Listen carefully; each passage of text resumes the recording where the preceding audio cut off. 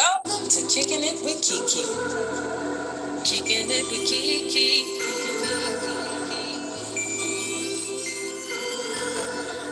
Kickin' It with KeKe. Full of personality. Switching up the storyline on God, we making history. Writing books, changing lives. One day at a time. Put your problems to the side. Enjoy yourself. Free your mind.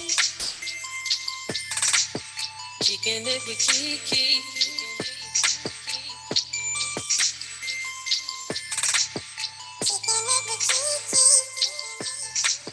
Come on, theme music. Hello, hello, hello, and welcome to another episode of Kicking It with KeKe, Life, Love, and all that other shit. I am your host, author KeKe Chanel. Thank you guys for tuning in. For the month of March, I am doing something very special because we all know that it is Women's Month, right? So I am releasing 2 episodes per week featuring some of the amazing women that I have met along my journey. And one of them is joined with me today. Hello, hello, hello, Jay. How are you? Hey, Thank you hey. for kicking it with me today. I like to give you the opportunity as my guest to introduce yourself. So I'll go ahead and turn it over to you and you just tell the listeners who you are. All right. I am well. Thanks for having me on. Absolutely. So I am Jay McNair, and I am founder and host of Absolute Audacity, which is a speaking platform, basically a podcast, ultimately, where we have transparent and empowering conversations with the end goal being to help the audience shorten the length of time that it takes for them to get their nerve together to reach their goals and their individually defined successes. Yeah. And the reason that I like to put emphasis on the individually, because success, varies from person to person. Mhm. Like your success may be different from mine. Absolutely. So you can't go by other people's versions of success. So it's your individually defined success, but also realizing that, you're going to run into things that might shake your confidence, or you might hesitate, or, for whatever reason. But I feel like it's reason to have, these conversations, because if you see that you're not the only person that struggles with confidence, right. You'll work through it more. So it's not that it won't happen, right? Because at the end of the day, we're human. We just need to know how to work through it. Right. So that's the goal with Absolute Audacity, and for people to be encouraged to have the audacity to be their authentic selves, because at the end of the day, whatever your success is, it's your thing, right? So it's like you're only going to get there by being yourself. Yes, so you have to it's be you you all along. Yes. Right. So have the audacity to be yourself. I love that. Not tuned in a few times.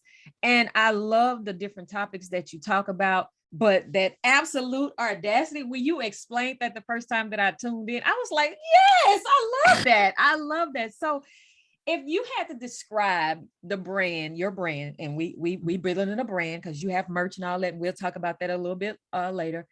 If you had to describe what absolute audacity means in one word or a song, what would it be and why? One word or a song? Or you can do both. I want to be here all day if I had to pick a song. Right. But I don't know if I can do it in a word, but so I have to do it in two. The nerve. Oh, okay. Explain why. The nerve. I like that. So the brand is called Absolute Audacity, but the tagline is the nerve of me. So when you do something, whatever it is, insert whatever it is that you personally are trying to do, right? And once you get it done, especially if it's something that's big, that's been holding you back, when you finish it, you kind of look back like, I did that shit. But so it's just like the nerve of me to insert whatever done. So, and because, we don't have a problem with profanity necessarily, but the nerve of me was a little bit more tactful than Absolute Audacity. I did that shit. Listen, put that on a shirt, man. Put that on a shirt. I would buy that. Size medium. Thank you very much. I would buy it. I got you. Listen, that gave me goosebumps because I wasn't always there. I wasn't always the confident person who believed in herself, who walked in her truth unapologetically. And so I was always pushed in the limelight by people. And so that made me shrink myself. I didn't want to be seen because I'm like, okay, if they see me, they're going to call me to do something.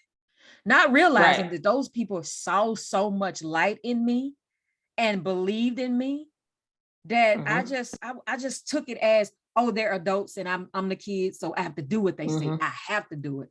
And so I thank God for those people daily. Like I look back and I remember the people who push me to do better and be better. And I just thank God for them. I call their name out. Some of them are still here, some of them are not. And I'm like, y'all actually shaped me into the person that God has me right now, because you would have never told me that I'll be sitting in front of this doggone microphone with a podcast, like hosting a podcast. Having a conversation. Yes, having a conversation. I did not like my speaking voice. I was awkward. So I felt like people saw my awkwardness as being a freak or being, weird or whatever. And I never got teased by it, but I was subconsciously sabotaging myself. Like, yeah. So yeah, I absolutely love. Right. You were projecting like that idea from people. Absolutely. So how did you come up with Absolute Audacity? How did that all come about? So I came up with Absolute Audacity from a conversation, right? Coincidentally enough, because it's a conversation platform. Yes. So I always tell people fun fact, right? Like, so Absolute Audacity, I actually came up with it back in 2013. And I literally just now am bringing it like to fruition last year. Wow. So I was having a conversation with a friend, and he is a programmer, and he'd made an app, and he just, had this whole list of reasons why he hadn't put it out. When you create stuff, it's your thing. It's like, this is mine. Everybody like see it, but don't say anything about it, So another app came out. It was similar, but it didn't have, some of the features. And it wasn't like his because it wasn't his. Right. And it's just like, man, it's not this, it's not that. And I was just like, yeah, but yours is still on your computer. The only difference between you and them is they had the nerve to get it done. And it turned into this whole thing. And I was like, they had the nerve, they had the audacity, the unmitigated gall, like this whole thing, right? And so it just became this whole like extended conversation about just putting stuff out there. So obviously it came from a creative and a business standpoint. I was like, it's kind of like that, or literally like that with life, And I was like, you could take anything from that's been made or created or whatever, whether it's an actual product or service, whatever, something that the masses, right? Whatever that means, right? The general public deems genius or groundbreaking or whatever. If you go find that creator and ask them what is still wrong with it today, they can give you a laundry list. Right. Absolutely.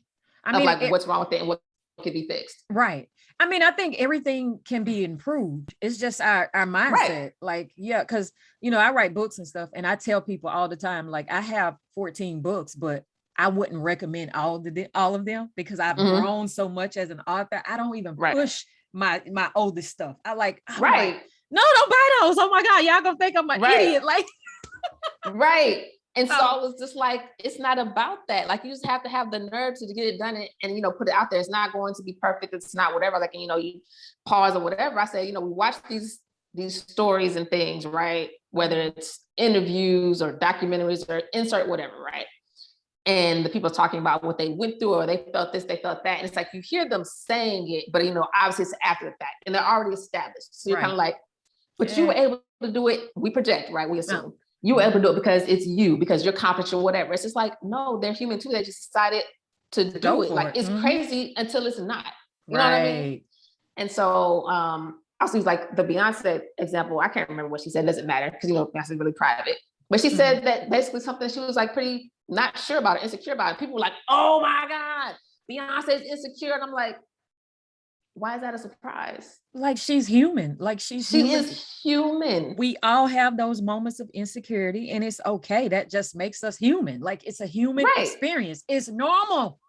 Right. So I was like, if we normalize those conversations, it would make it easier. But I wanted to focus on that. So I have like my community chats, which, you've been a part of, but then I have, what I'm trying to do once or twice a month, where I have like one-on-ones with people, because I want to talk to them specifically about those things, right? You can talk about your success now, but it's like, everybody's not already at that level. Right. So what was your mindset in particular, your mindset, like not what were you doing? Like, what was your mindset when you were here? What is it now? What's the difference? Right. Like that sort of thing, because then people will be like, oh, like that's cool. And like, so it's not such a roadblock. Because those times are challenging, and it's taxing, it's annoying, it's all those things. And sometimes you're like, I don't even want to do it anymore. Like, there's no way out of this. It's like, oh, so this person, like, oh, they were broke. Oh, they were this. Oh, they were that. Oh, they was crying on their mom. You know what I'm saying? It's just like, yes. And they still made it. And like, I think it's even more dope, not dope because you had to go through it, but just the experience, right? You know, for people that are established and they like, because I always ask if you've been on, what's your most recent moments of absolute audacity? Because it doesn't stop. Right. You don't stop having moments of doubt. You just learn to push through them. And it's just like, oh snap, you're still having those moments? Yes, because whatever. And the only way you grow your confidence is to push through. So, and that's yeah, the main thing. Nah, like you got to push through it. Like that is, it's so funny that you say that because my life coaching business is called Push. And my acronym for Push is called Proclaiming Unbreakable Self-Healing. Because we have to heal in order to grow. Like, and healing doesn't necessarily mean that you've lost someone. You could be healing from like a traumatic experience with food, exercise, bad thoughts, anything. Like your own self-sabotage. Listen, the point being is to push through it. That's yes. So I love that. I love that you were having a conversation and now you have a conversation platform. That is so amazing. Like the irony in that. Like, okay, God, listen. Okay. But why do you believe we should gravitate toward that way of thinking? Like having the nerve, the absolute audacity. Why do you believe we should gravitate toward that way of thinking? It's just so much more productive, but because it literally builds your confidence. And I feel like, I know, obviously I don't know all these people, but there's so much that's not out in the world. And I always like to give this disclaimer, this business, because before business were people, right? No matter what your brand, your business is, or if you don't have one, then you're a person first, right? Right. And so you just get more done, you're more accomplished, and it just makes it easier to navigate life. Like life is just a series of challenges, right? And the more you go through things, the more confident you are. So Ro Parrish, that was my first one-on-one conversation, and he explained it. I like how he explained it. He was like, there's certain things, that you just can't tell me. Like you can't tell me nothing about. Like there's certain areas where you just will not shake my confidence because I'm that confident in it. But the reason I hate is because, like I went to New York, like New York was nothing glorious. It was all the wrong things. It was all the bad things. Like New York put me on my ass. But, it's like, but when you come through that, it's just like, oh, you can't tell me shit about that. You know what I mean? It's like, because once you come back from whatever, you know what I mean? So it's just like, you almost want to like go to it just so you can get it done. It's like, it makes you, as B would say, one of my friends, good friends, who also I did a one-on-one. She's like, can we cuss on here? Can we cuss on here? What? Obviously. Right. She's just like, really, it makes you unfuckwittable.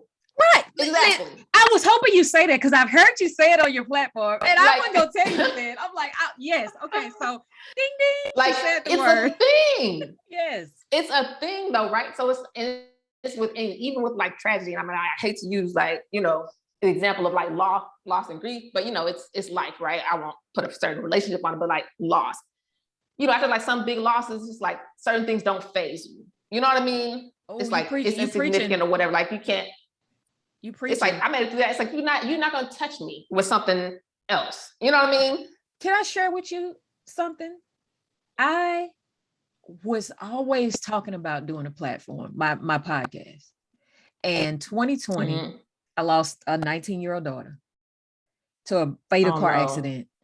And she was one of those people that was like the life of the party. She poured into people. She made people believe in themselves. So I'm like, you know what? Okay, God, let me stop putting off what I can do today because tomorrow is not promised. And I could, it was a tragic loss, don't get me wrong. And I could have used that to make excuses not to do it, like push it off even further. But I was like, you know what? No, because what would she say to me for doing that if she was still here? Like, you can't be serious right now. Exactly. Like, are you serious? Like, you done already talked about this. So why do you keep putting it off? So I took that as like in honoring her memory. Like it's all dedicated to her. And it's like, okay, I'm not going to say what I'm not going to do because it's better than the alternative. Like, I don't believe she would come back if she had a chance, because she was ready. Like, she was prepared. She had already talked about it. She had already planned out how she wanted it to be. And I'm like, 19?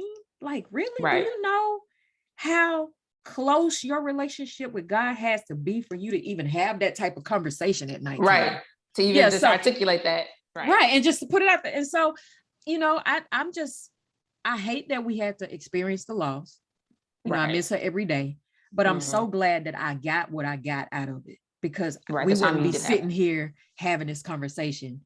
Right. Probably not, because I probably would have kept making excuses. So I'm glad that I was able to share that. I'm glad that you brought that up, because a lot of people who are listening may be experiencing moments of doubt. They may not be as confident. They may not have the nerve.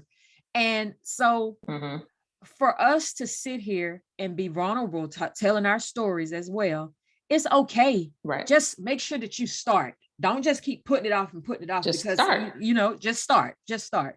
So I wanted to have a transparent moment with you, and I'm glad that it's you. I appreciate that. See, that's what it's all about. Yes. Transparent conversations. Right. Because transparency, then it allows you to be your authentic self. I read something a few days ago, and it said that vulnerability. What is it?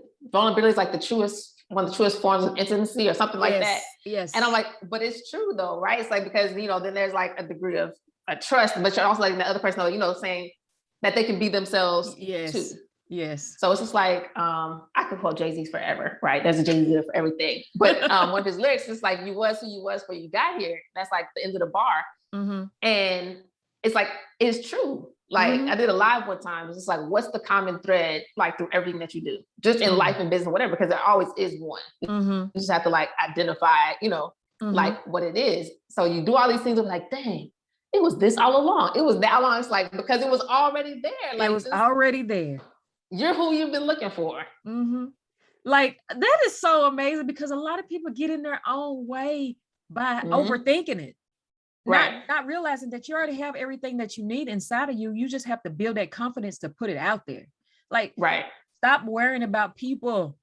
Like, listeners, if you're listening in today, stop worrying about people, man. Like, for real. Because if people are trying to talk you out of doing things that you're passionate about, things that you love, they hating. I'm just going to be honest, because you have the guts to do it and they don't. And 9 times out of 10, you have these trolls and people that sit behind computers and hide and throw words at people. And, because they don't have the courage or the confidence or the nerve to do it. Like, for real. Like, so, get out of your own way and just at least try. At least try, and you can say that you tried. Right. Now, I agree. Some people do just hate, but also, I guess it depends on who you ask, right? But sometimes it literally is people's own, fear. It's not even that they wish that you couldn't do it, that they can't. It's just like they are that afraid themselves. They're just like, oh my God, like, so they're sensing that fear. So like, say somebody who, I normally have this conversation when people say stuff like, oh, like my family or my friends, like, supposed to be like, dude, how are they hating? Again, some of them are legitimately hating, right? But the people that you know for a fact that really care for you, they are indeed that scared or whatever, and they're trying to protect you. That's how they're protecting themselves by not, you know what I'm saying? So it's not even that they wish, like, oh my God, they're sensing danger. You know what I mean? From their standpoint, because in their mind, that's what that is. Like, I can't do that because it's a problem. Right. Not I'm too lazy, not I don't have, the nerve. It's like, I'm literally terrified of that. So they think that they're keeping you, safe or whatever. Don't want you to get let down. Or, Right. Now, listeners, don't get it twisted. Again, there are a healthy dose of haters out there. But I'm saying, if you have like that person just like, yo, they rock with me and everything else, like, are they serious right now? They probably are terrified. I know that kind of sounds like whatever, but it's a thing. Take your parents, for example. And I was just about to say that. Parents are the perfect example. Like my mother. So I left corporate in 2013. And she was like, you quit your job to coach basketball? And I was like, nope, I quit my job to do 7th May, which is my production company. But now I have the time to coach, so I'm going to do that. But it's this whole thing. Anytime stuff got a little tight, she was like, you need a job, all this and that. And so, but I'm like, I'm cool though. Like, if I'm breaking even, it's fine. I was like, guess what? I was breaking even when I was working, not at my last job because I was in oil and gas, but like my first job out of college. But that was acceptable though, right? Just because you had a job. I was like, if you're breaking even, right? if you get a job, it's okay. So we kind of moved past that. When she finally became an entrepreneur, things kind of changed a little bit more understanding. Still not really though, right? Get about 2-3 years in, and she was like, I told my stepdad. She was like, I was telling him. Now I see. She was like, I see what Kia talking about, because you probably can't even pay me to go back on somebody's job right now. I was like, oh, now you get it. But like, I mean, it's like the whole mother thing. She got that attitude, but it's not because she doesn't want me to do it, because she's supportive when everything is fine. But in her head, she's just like, oh my gosh, are you going to lose your house? Are you this? Are you that? So like, that's just from a protective standpoint, because in her head, I being her, or I because of her, y'all get it. Right. This whole sense of security. So she's not hating by far. My mother is the most supportive person ever. She's super supportive. She's the catching before you fall type, all of the things, right? So she's not hating, but like it's a lot. But in her head, that's her protecting me. Exactly. And then she probably was like, oh my God, if she don't have it and she come to me, am I going to be able to give it to her? Right. Kind of deal. But yeah, it's all about the protection, because I know I'm a nurturer at heart.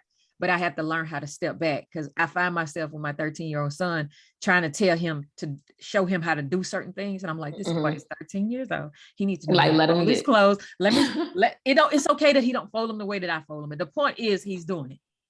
Right. So I don't want to discourage him to make it seem like, oh, well, if I don't do it her way, then my way is not good enough. So I had to step back, and I'm like, he folded a towel, and I was like, right. Like, oh, bless it. But I had no, we'll get you all your own linen closet. Put all the little raggedy towels over there, because I can't look at them. But I had to keep myself from redoing it, like unfolding it and redoing it. So I was like, okay, that's cool. As long as I don't have to see how it's folded, I'm good. I'm learning. I am learning. And we all have to know that it's a learning process every day. Every day. So indeed. Have you always exuded this absolute audacity mindset? Like, has it always been who you are? Yes and no. So that's the thing, right? The whole thing is like, you're striving to get to that point, right? To where your confidence can only be described as, having the absolute audacity. I can't say that I'm there 100%, like not at all. But with certain things, like Rose said, certain things, you can't tell me nothing about it. Can't fuck with me on it. You cannot. But also not all the time, but I'm definitely getting to a point where, where I can push myself through things pretty confidently, because the thing with doing stuff, right? Yes, you get accomplished. Yes, whatever, but you start to fear less, right? Because you've just done it, so many times. So, again, my friend D is always just like, I've just literally gotten uncomfortable. Gotten comfortable with being uncomfortable. It's like, I'm uncomfortable the majority of the time. And she's like, but everything gets done, and after you feel, more accomplished. I'm like, right, then you got to look back like, I did that. Yeah. Whatever. So, I'm not all the time. No, I have not always been like this. But with certain things, right? With certain things, or if I've had enough, no matter what it is, I'm definitely gonna have an audacity moment. Like if I'm fed up, if I'm tired, if I'm any of those things, I'm just ridiculous. And then it's just like, oh, they're like, oh, he's just, I'm like, but I don't necessarily always have that confidence. But it's just like, sometimes you're just like, it's enough. Yeah. So I have not always been that way. But the thing is, it's funny because depending on who you ask, they might say, I'm looking like I cannot, like, I'm looking at you say that. And I'm like, nah, you done had that. You done had that. Right. Yeah. I'm not. Right. So it's kind of like my patience. I tell people all the time, I'm like, yes, I'm pretty patient. I was like, I'm capable. I offer a lot of restraint, right? I was just like, I'm patient externally. On the inside, I'd be like, fed up. Yeah. Like, y'all, so it's kind of like that with the whole absolute audacity thing, right? Like you're probably not going to see me too often look shook. You know what I mean? Or unconfident. And it's not like an act or anything. I just kind of, if I'm not talking or laughing, it's just kind of my personality. Yeah. Here. But if you're going to do it, do it. So, okay, fun fact, story time.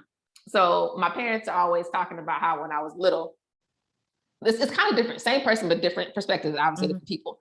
So my mom always talks about how I didn't do anything like with an audience if I couldn't do it. Like if I'm not, you'll never see me do it. And I mean, like back to like a baby. She's like, you never really like tried walking and stuff. That wasn't your thing. It's like, you stood and stuff or whatever, maybe take a step or two, but then you just called away, do whatever. It's like you just weren't gonna do it. talking. I didn't really babble much. I watched a lot. And I put my hands on your mouth. I just paid a lot of attention. And my first words were, "Hey guys." And then I was using sentences at 7 months. I didn't really so it was like, you're not going to do anything unless you can do it. Like, that's always been my thing. I'm like, you love to tell that story. And I'm still the same way. Like, unless it's something I was just really passionate about, I'm not going to do it with an audience. And it's not, I guess it is so you don't see me fail. It's not really that. It's just like, I don't have the confidence to do, like, you know what I'm saying? I'm not going to guess. I'm not going to do no guesswork with an audience. Right. So my mom always likes to say that. My dad, on the other hand, is always just like, "Oh my gosh, you're like my do-it-self baby." Because when I was little, I wanted to do something, I'd be like, "Do it self, daddy, do it self, do it self." Like, I don't want any help, like, leave me alone. So it's just like, I'm not gonna do it unless I can do it. But if I'm doing it, let me do it. You know what I mean? Yeah. So like with him, it's like, you've always been so confident. Like the first time I told him I don't want to do something, he cried. He literally cried. Oh. I was just like, "I don't want to go to this school anymore, blah, blah." He was like, "Why? It's a really good school." I was in like 7th grade, y'all. The school was ridiculous though. It was like a whole job. I had to get up and catch the bus. The bus came, as in it came to pick you up at like 6:20. This is 7th grade. You would get back to the bus stop at like 6:20. This is a 12-hour day for a 10-year-old. Wow. Like, it was a lot. Yeah. And I was like, "I can't do anything else." And he's like, "What do you want to do at like 10?" And I was like, "I don't know." And I'm not social like that. I don't want to go out. So I was just like, "I don't know, but this is ridiculous." And he was just like, "I never thought I would see the day that you would be like, you're not doing something because it's too hard." And he started crying. And he was just like, "You're going to stay here till the end of the year." And he's like, "If you want to leave, you can leave." He's like, "You go back to that school." He's like, "You better make all straight A's because," it was like, the school I was going to was like, more academically challenging or whatever. And he was like, "You cannot make anything less than A's when you go back, because this is ridiculous." So he cried. He was just like, "I cannot believe you would not do something." So my dad sees me as like the most confident something ever in life. My mom that's does cool. too, but That's cool. Just different perspectives. So right. That probably lends to my confidence though. I guess everything y'all see me doing, I can do. I'm not gonna I'm not gonna wing too much, KeKe. I'm like, "Look at here. I don't like it." Yeah. So I mean, if more people walked in that truth, do you know how many people will save themselves some time and energy when it comes to doing what they enjoy doing? Right. Opposed to doing it because somebody else wants you to do it. Like, I had this aunt, she always tried to make me be a nurse. I'm like, I'm a nurse to a certain extent, but I'm not, that ain't my calling. And like, I have best friends that's nurses. I have, family members that's into that field. I commend you guys. I love you guys for that. It takes a special person, but I'm not that. I'm not that. Just like teachers too. I salute you guys. I can teach to a certain extent, but it's got to be something that I'm passionate about. I'm not, no. That. Yes. Exactly. And I wholeheartedly agree with that too. So like, when you said, people always said that I should teach. And I actually ended up teaching English online for like 5 years, but only in the morning to students like in Asia. But excuse me. People like, "Oh, you should teach." I'm like, I have no desire. I don't want to do the academics. I don't want to lesson. I don't want a lesson plan. I don't want to do it with people's parents. I don't want the politics. I don't want to do any of it. So teaching, counseling were like the things I heard most often. And I can see how y'all could get there, but no. And then as I got older, people was like, like ministry, like, "Oh, I can see you as a youth pastor." I was like, absolutely not. I have no desire to be in anybody's pulpit, whatever. Yeah. And so I always agree with the counselor part though, right? Because I'm super empathetic. I establish rapport really easily, all these things. I was just like, it's taxing. I am a major empath. Me too. I would not be able to separate my work. I would be drained as a person, and I know it.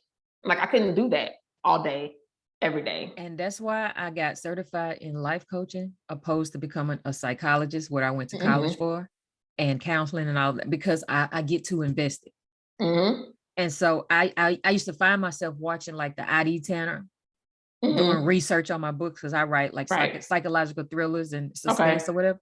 And I would find myself dreaming about these people. Like, they were almost like I'm trying to solve what happened to them. Right. When it was like a cold case. I'm like, it's too much. It's too much. I gotta take myself out of it. Yeah. So. Yep. So I'm like, oh no, I can't. I can't do it. But I always wanted to coach, right? Since like high school. So I love basketball, but with the coaching, and what you'll find out if you haven't already noticed my life. So with me, it's always like the bigger picture. So with coaching, for me, I also mentor for a long time. So it's like you get all the aspects, right? You get the mentoring, you get the character development, all that, but there's no couch, right? It's not a therapy session, there's no academics.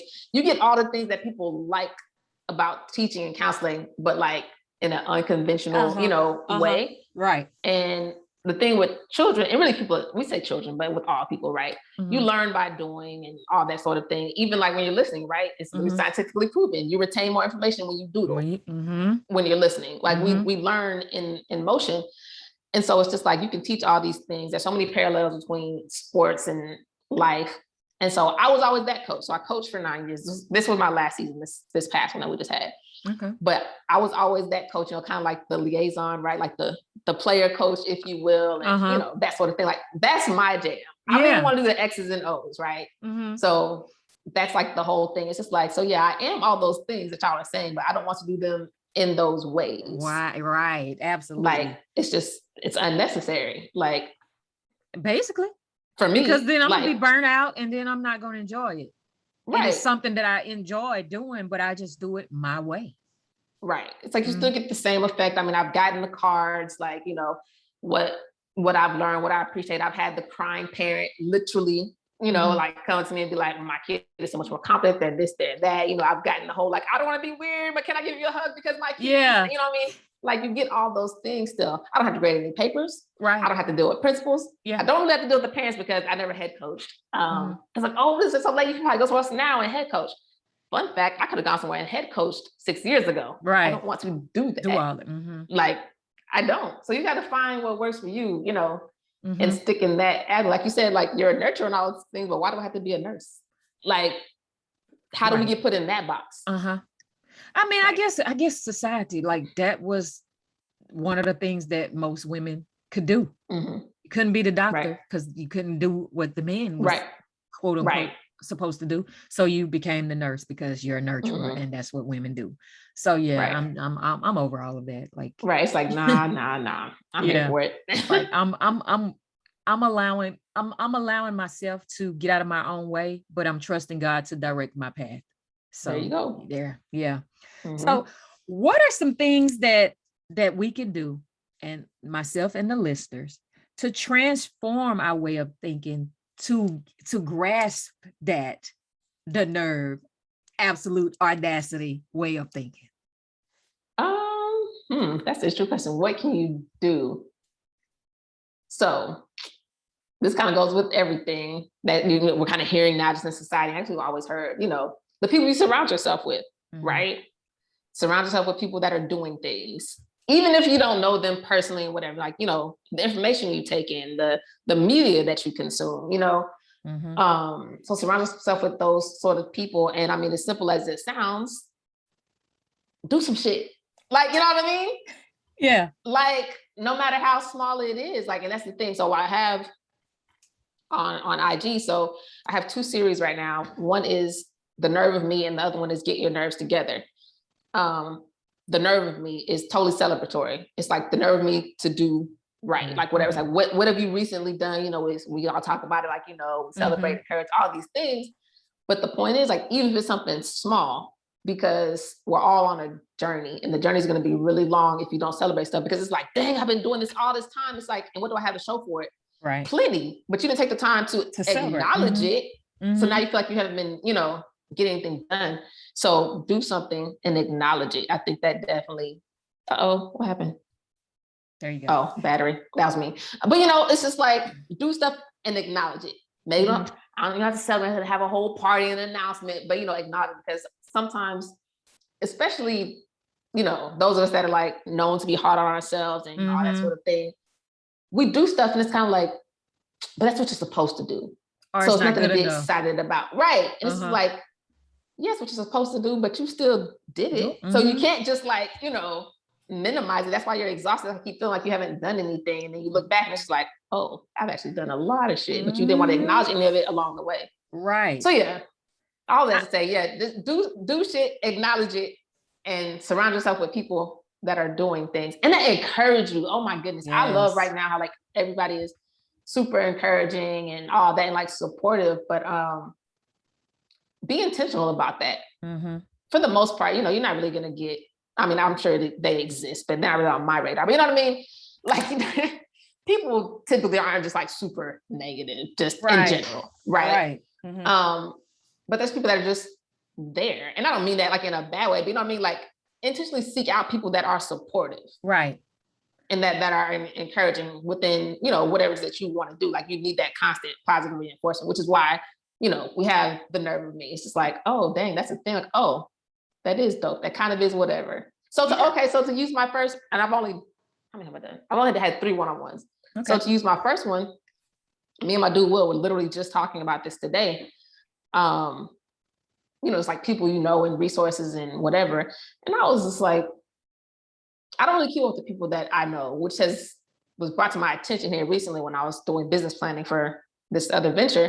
It was like, oh, you start tapping into, your resources for partnerships, this, that, and the third. So I'm like, write something. I'm like, oh, and then this, and this, and this. And she was like, you have more resources than you thought. I was like, not more than I thought. I just have not had a reason to tap, said resources. I was like, but I do keep certain people around and always, a certain vibe or whatever. Mm-hmm. So like Ro, the first guy that I did when I came up with it in 2013, I always want him to be first, like, because for me, he was like the poster child for the Absolute Audacity. Yeah. His father literally has a McDonald's empire. Wow.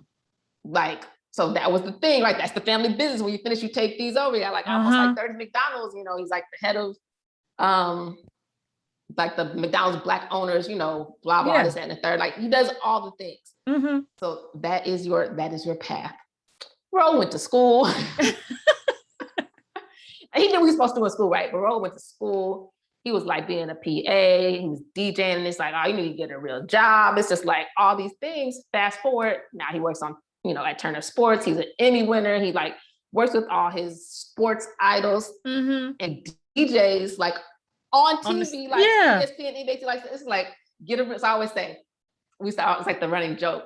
Like instead of DJs, I'd be like, get a real job, they said. That's not real money, they said. Like, like whatever. It's like, because for you, and like I said, he's the one that said that he went to New York and like, New York put him on his ass.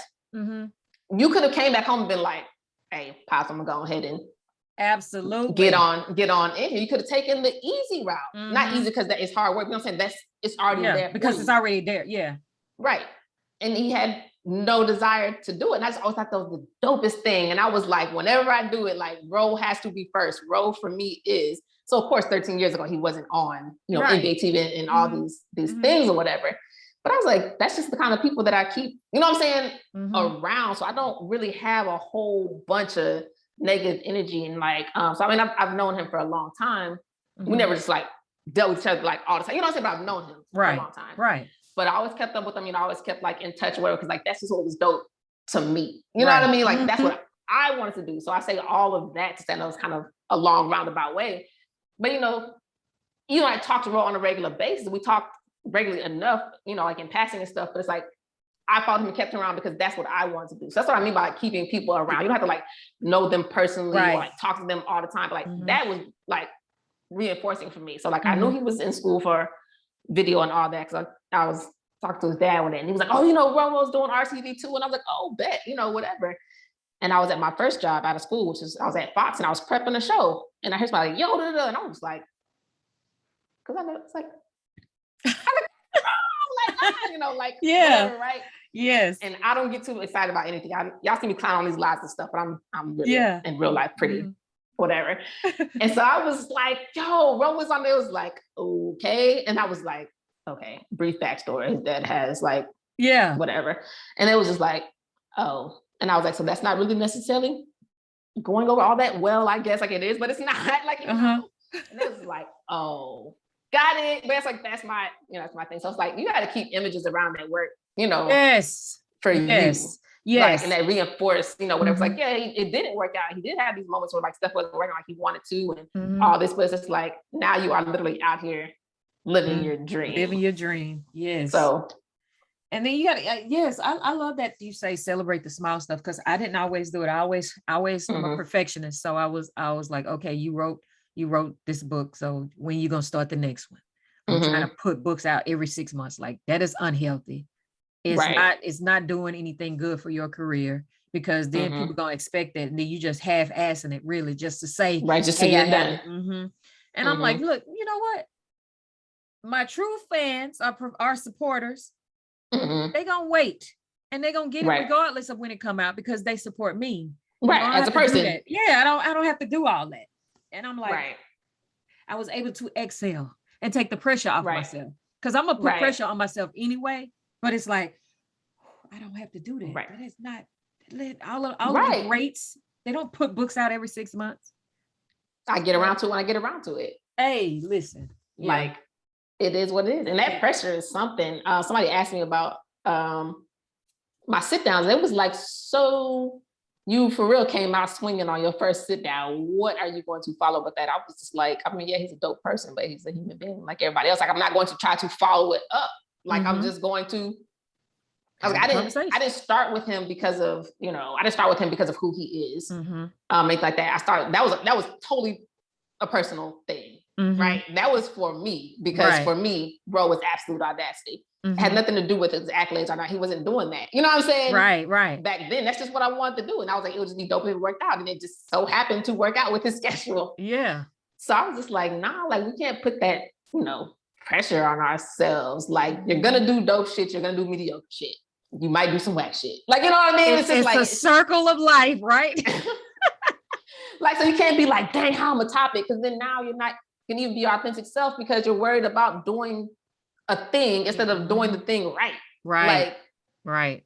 So I'm like, so it's not, it becomes less impactful and more of like for status or listeners or followers or whatever. And I tell people all the time, look, I don't focus on numbers.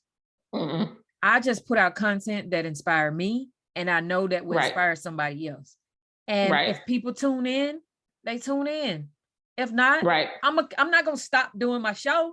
Right. It may take a couple of years. I mean, I just started my podcast in January. So it's growing. It's you gotta give yourself time. So I like that you said that you do stuff that inspires you. It's the audacity, right, to be yourself. But the thing is, there's so many people, right? We're all our own people, we're all individuals, but we share, experiences, right? We share space and energy. So somebody else is going to be able to relate. That's why there's no such, that's why the whole like only competition is myself is true though, right?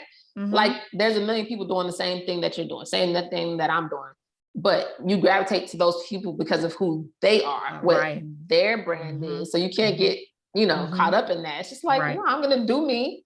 My people will find me or not. And that's okay, because I'm not doing it for you. You know what I mean? Like, in that capacity. Right. Even when you're doing stuff that's for profit, it's like, yeah, you're doing it to make money, but at the end of the day, it's still for me. Yeah. It's like, you're not going to ever, achieve whatever success is doing somebody else, because success is individually defined. Absolutely. Like, that's your thing. So even with the business thing, and I was like, we're people first. With the business thing, like, I hate to say hate, but I hate, for lack of better words, that whole but I was making X amount of money. Okay. Were you fulfilled though? That's what I'm about to say, but you're unfulfilled.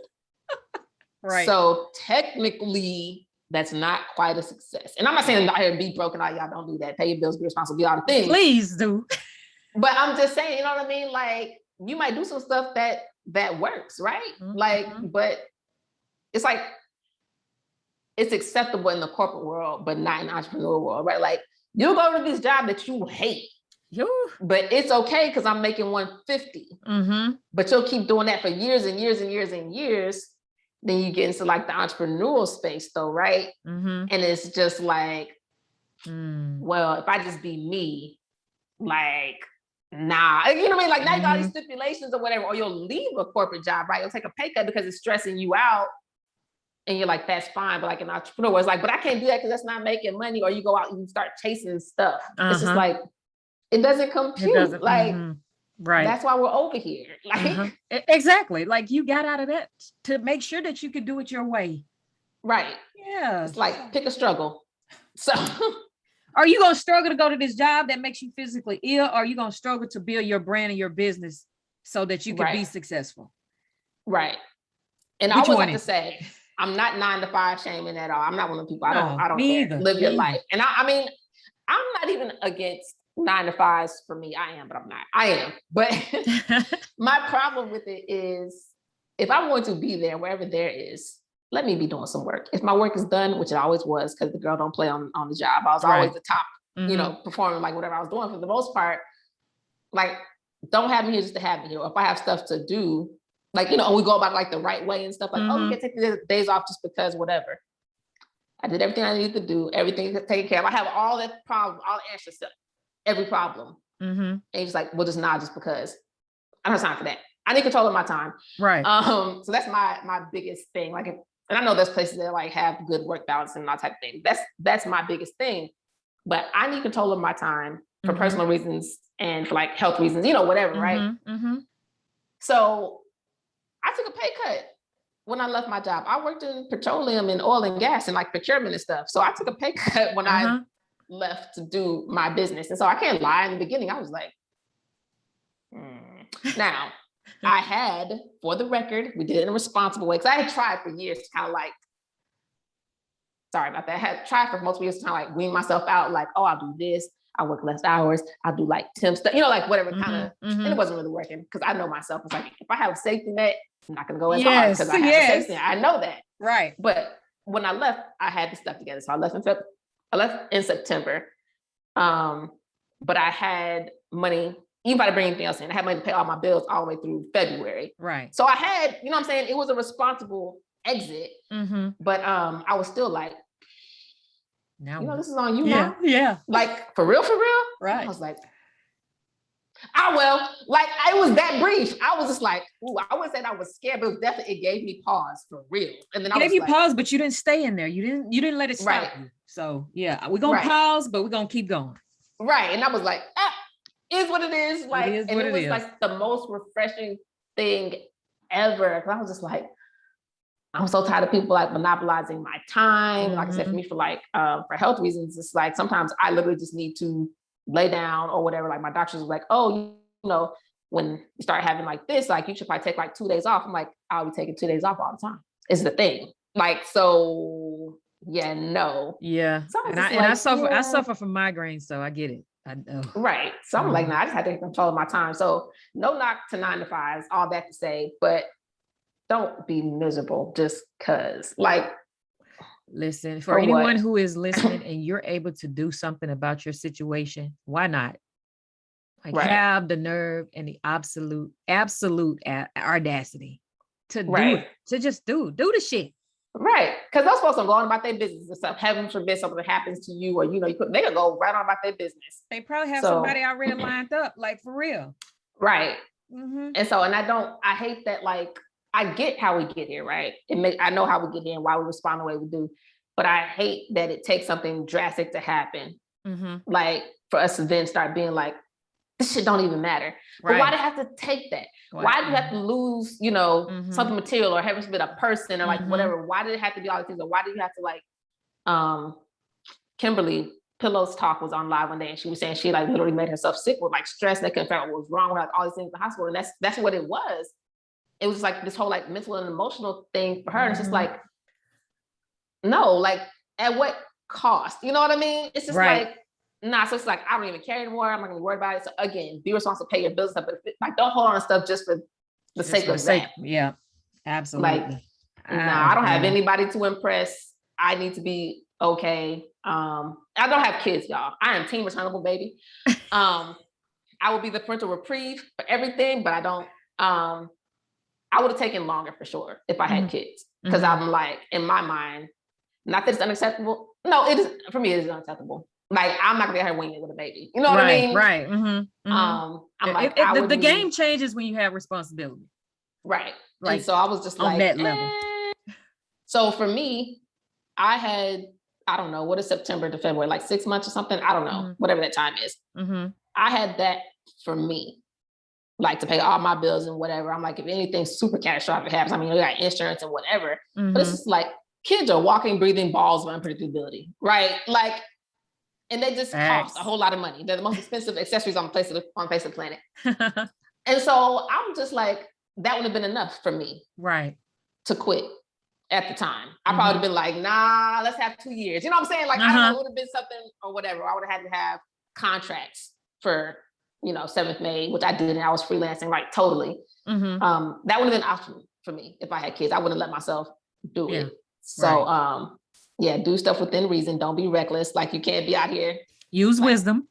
Yeah. Mhm. Like I interviewed somebody one time, and I was much younger, like in college or something. But anyways, Bun B for the Texas people, or maybe not even just Texas, but like whatever.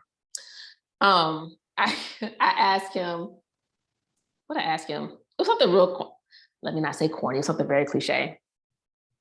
Oh, it was somebody else. So they was like, ask what advice you have for rappers. And I was just like, can we ask another question? Like everybody asks these questions, like, whatever. Because then I asked him, I was like, fine. So I asked him, and his answer was, basically the short answer was, if rap is not paying all your bills, you need a job. Wow.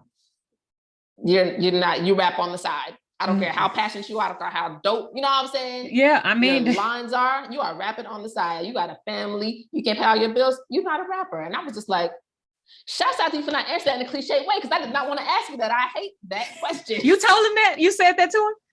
Yeah. Yeah, okay. Oh, he's like a really down-to-earth dude. It was funny. He also told me I talk too fast. He said, I said whatever, I ran through what we were about to do, and he said, I'm gonna tell you something. First of all, I was like, so he was like, slow down. And I was like, oh, the hateration in the dancery. Right. And I was like, I need to run it back. He was like, no, I understood everything that you're saying. He's like, but you talk really fast. And it was so funny because I had just interviewed, we're at a car show here. And so I just interviewed Chameleonaire, and he speaks and he speaks like he raps. And so I'm not lying, KeKe. That interview for real might have been a minute and 10 seconds. Oh, and we talked about we talked about a bunch of stuff. Just fast. Right. And I was just like, I'm gonna let you make it. I said, but me and Candace had a whole conversation, and he was just like, yeah, so that was his answer. So yeah, I was like, I just told him, and I was like, I really hate that question. I didn't even want to ask you that, because people normally get really super. Yeah. Like, oh man, you just gotta grind, work at it, stay in the studio. Yes. And he was like, fuck all that noise. Yes. Like, pay your bills. You are not a rapper. And that's why I don't give out my questions. Like when I do interviews, I don't give out the questions because I want the answers to be authentic. And I don't want you to have time to think about what you're gonna say. Like, hey, here, this is the question.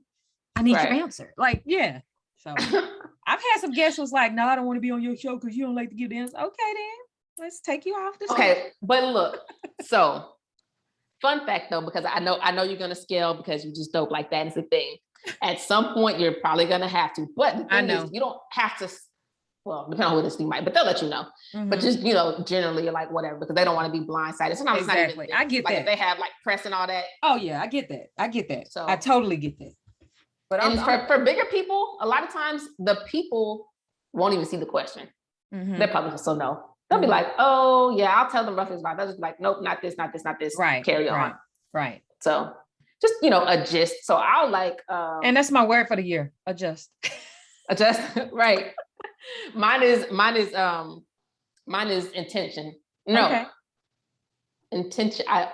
I said it was intentionality, but then somebody tried to make it an acronym. Like, just make it intentional. I was like, you made an acronym that I didn't want it to be. I don't like those words, those letters. But intentional is my word for the year. I love that. So where can people find you and connect with you? How can we connect, listeners? How can you connect with Jay? So right now, I am mostly on Instagram at Absolute Audacity, just like that, no periods or anything. Facebook, also Absolute Audacity. It's Absolute Audacity on everything, actually. I have don't go try to buy my URL. It's already been purchased years ago. There's nothing on it though, but hey, as long as you got it. It is mine. You can't have it. Yes. So Instagram and Facebook is where you can find me for the moment. Yep. And I'll put all that in the description for them, for everybody. Except for you watching on YouTube, you already got this and you're getting behind the scenes. So if you're listening, go on over to YouTube so you can catch all of this stuff. Like, yeah. Oh, and then on Clubhouse. Clubhouse. Same thing, right? No, it's like it's too many letters apparently. So it's the nerve of me. Oh, the nerve of me. Okay. Clubhouse. I was just like, well, how, guys? How many letters? By one letter too, I think. I was like, come on. No wonder I couldn't find you. So I was trying to make you trying to find it. Yeah. So then I was like, well, I'll make it like Absolute. I was like, nah, it's gonna mess up. Like, don't do that. And I was like, it's your tagline. So that'll do. Okay. But yeah, I was like, by one letter, Absolute Audacity didn't fit. That is crazy. It's the disrespect for me, KeKe. Yeah, it is. That was so disrespectful, Clubhouse. Like, for real. Right. That's what y'all doing. I was like, seriously? Yes. But Instagram put a cap on their handles too, like some years ago. Like if you already had whatever it was over, you could keep it. But now it's shortened too. Okay. Wow. Yeah. Okay. So what is next for you? What you got going on? What's coming? What is next? Yeah. For Absolute Audacity, so a podcast. I'll be streaming at some point. That might not be next, but it's in the works. It's coming. It's coming.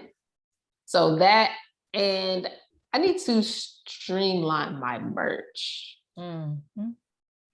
And go ahead and get that shirt that we talked about. Go and put that out there. And do one. Do the nerve of me. I did that shit. Yes, I want that shirt. I have the nerve of me shirt. So what's in my link in bio right now is just like the statement shirts. And so it's just like the big Absolute Audacity. But of course, because it's mine, I have like just different shirts or whatever. And I had a hoodie on and it has the nerve of me on top of it, and it has Absolute Audacity. And like people were like texting me and stuff. That was just like, that was not in your bio. And I was like, well, no, it's not. And it was just like, well, why not? Because I just got it. Like, so I literally, I printed a few of them. So they do exist, but I need to put those up. You do need to put those. You listen, you sleep on some money. You sleeping on the money. Man, but look, so the thing, man, because everybody's doing t-shirts right now. Mm-hmm. Like stuff is just so inconsistent. Of course, you don't want to I know there's drop shipping and all that, but like, I was like getting samples because you can't just send out whatever. The quality of these drop shippers. Yeah, and that makes a big difference too. And then you think you're getting like a good one, and then since they use so many different like printers and stuff, it might be something different the next time. Which because I checked and I was like, yo, right, because I don't want to keep inventory, but I was like, I'm gonna have to. That's my hang up. That is my hang up. Like I don't want the inventory. I want somebody to just do it and they order this, produce as they order. Yeah. So, but I have some. I got to find somebody here locally that can, kind of handle that. Cause I don't want to keep it myself, but I'm really anal. So I did pre-sales for like my first hoodies. I was like, I want to be a premium hoodie because, it's Absolute Audacity. It has to be, whatever. Yes. So I'm going through hoodies. They'll be like, I want that. Like, no, you can't have this one because, I'm telling them why you can't have it on lives and stuff. And so when I finally found one, they were always kind of sold out. And I was like, well, you can't sell stuff that's not whatever. So I finally got it. So a few people got them like, oh my God, Jay, it's so soft, it's this, it's that, whatever. I feel like it took like 3 months. It literally was a 3-week process, but it was hellacious. Like all this back and forth, people not delivering like they said, like, whatever, and it was worth the wait. I was like, but that can't be a thing. Right. We don't have that kind of time. It's like, well, I was already understanding and it's such a good quality. I said, no, that's unacceptable. Right. Like it can't take that amount of time and I need to have like consistent, whatever. Yep. So that's just my biggest hang up because I don't want, and there's nothing wrong with them. I'm a hoodie junkie. I have all kinds of hoodies. I don't care. They can be thin, they can do whatever, but I wanted a certain look. Exactly. You putting your brand on it, like for real. That's what I wanted. And I couldn't get it consistently. So I was like, I'm about to have to pull that joint. Like, cause like, we could just put it on whatever. I don't care. I care though. Yeah. But then when they got them, they was like, oh, I see now. They was just like, So that's what's next. Streamlining merch. Hopefully someone can keep it in my house, God. And that and getting the podcast together. Those are my things. Not going to do too much. It's like master this lane and then spread out if, right. you can or want to. Right. If you want to, really. If you want to, right. Because like, oh, you just got to do that. Like, I don't have to do anything. Who says that? Like, who says that? Like, who made the blueprint? Right. And, yeah, because when I started writing books, they was that way. Well, now you need a podcast. Now you need to have this. Now you need to do this. Now you need to do this. Now you need to go to different places. Who? I'm like, okay, I'm new to this and I'm not doing my research as I should. And so I'm trying to be a part of everything and do this. And I'm like, you know what? No, this ain't for me because I'm traveling. I'm spending money. I'm going to these book festivals. They don't know the hell I am. So they're not buying. I'm like, I can't. I'm not. Just bleeding funds. Right. So it's just like, that's another thing. Even, I think I had to tell, I think it was Corey one time. I'm like, people are like supportive and excited for you and whatever. And they're like, oh, this is, and like, you're doing all these things, you're burning out, you're not doing any of the things. Like just thinking like, and now it feels like work because you're doing all these things. Yeah. And so it's just like, even if it's good intentions or something that you can do, it doesn't necessarily mean you need to do them right now. So it's just like, it's okay. Right. So, but it's doing so good. I want to do all I have traction. Okay, but you're not gonna have traction in a minute because you're in 12 different places. So right. Absolutely. Like I don't even stream anywhere else. You know how people are like, oh, I'm on Facebook, I'm on YouTube, and I'm on Instagram. I'm like, I was like, I might add Facebook at some point. But I'm like, I don't want to take, you know what I'm saying? Then you lose why you want to do it in the first place. Right. Like you add too much to it. I'm like, I don't want to keep with all this different stuff and you know, whatever. Like I stream. If y'all want to see, you'll come to Instagram. Right. I stream my very first live because I do my Kickin' with KeKe on Monday nights. I did the first one on YouTube and Facebook. I don't know what it is. Facebook just, the people just don't support. They just don't. My people on Instagram, and that's what I'm gonna be. Right. That's what I'm gonna be. So yeah. So on a personal note, what would your now self tell your younger self about having the absolute audacity?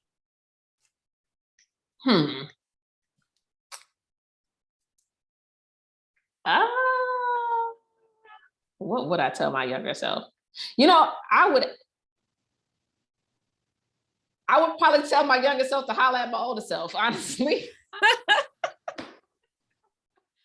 I think I might have had, even though, like I said, I was telling you I was like, you don't do anything that you don't have together. But I think I was more consistently audacious when I was younger. I would probably be like, can you check back in with me in about 34, 35 years and remind me of some things? That's probably what I would tell my younger self, for real. Okay, I like that. Nobody has ever said that. I've never heard it. That's what I would do. I love that. Because I was like, I was kind of being pretty audacious back then, even if it was like, I'm not doing stuff. So the thing is, I'm still like this, right? I'm not gonna do anything that I don't know how to do. Right. But I was more adamant about mastering it or figuring it out back then. So it's like, oh, I can't do this. Like, but I'm gonna go get it and I'll be back. Now it's like, I don't have that, and I'm okay with not having that. Right. Like, and obviously don't have to do everything, but some stuff like I might actually be interested in, but I'm just like, I'm not gonna figure that out. Right.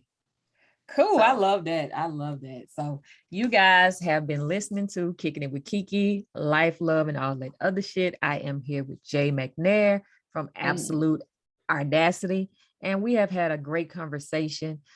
Any closing words that you want to tell to listeners who are listening today about having the nerve?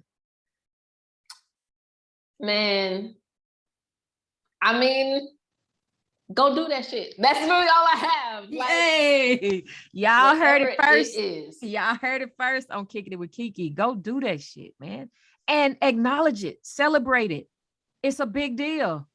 Whoever tells you that it's not, they are not your people, and it's okay to move around. Right. So, one of my favorite things is to say, like, I joke, but I'm like serious though. Like when I do something and like somebody's surprised, like, oh, Jay, you did whatever, or I'll be like, you know who I am? Like, like Rick James. Always like, come on now. Like, let's not be ridiculous. So yeah, just go do that shit. Go do that shit. Listen, and until next time, you guys have been listening to Kicking with KeKe. I am here for the whole month of March, every Monday, every Thursday, new episodes coming. Otherwise, catch me every Thursday, 3:00 p.m. Central Standard Time. Make sure you go and like and share, subscribe, tell someone to tune in. You guys be great. Till next time.